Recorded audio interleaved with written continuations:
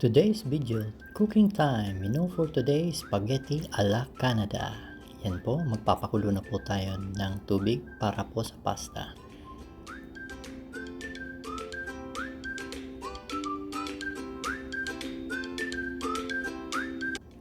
Ready na ang lahat ng ingredients. Yan po yung grilled meat, hotdog, sibuyas at saka yung bawang. At yan yung pasta at saka yung tomato sauce. Yan, kumukulo na po. At ilalagay na natin yung pasta. Yan po. Ayan, ang galing ni Mang Juan. Ready na at low heat na. Halu-haluin ng konti. Pa-okay pa si Mang Juan, no? Ayan.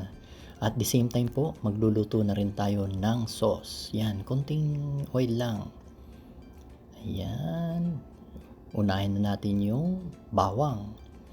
Yan, konting halo-halo hanggang mag-golden brown. Sunod na ang sibuyas. Yes, haluin ulit yan ni Mang Juan. Yehey! Okay, golden brown na. Sunod na ang grilled meat. Lalagay na ni Mang Juan yung grilled meat. Yan. Go, go, go! Haluin at para maluto ng even yung meat. Okay, brown na siya.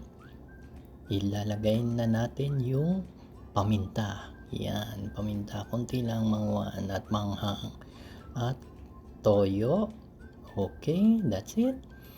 Yan. At susunod na natin ang hotdog. Yan, okay po. Yan, haluin.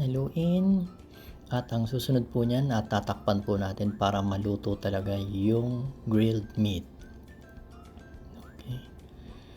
At okay na nga. At luto na. Ilalagay na natin ang tomato paste. Yan, ang tomato paste po ang pampakulay at pampalasa din siya. Pero ang pinaka-purpose po niya sa spaghetti is pampakulay ng sauce.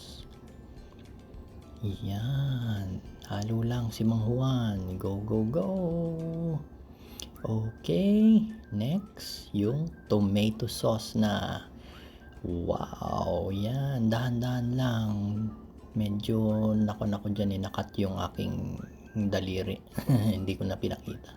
Okay, ang ginamit kong pampatamis ay condensed milk. Ayan. Ready to taste na si Mang Juan. Ano na Mang Juan? Okay na ba? Okay na daw. Yan na po ang finished product and see you on my next video. Like, follow, and share. Thank you.